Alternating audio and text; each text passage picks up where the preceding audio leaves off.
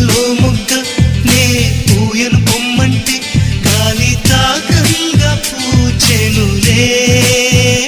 అయితే గాలి గెలిచిందననా లేక పూవే ఓడిందననా? రాళ్లలో శిల్పం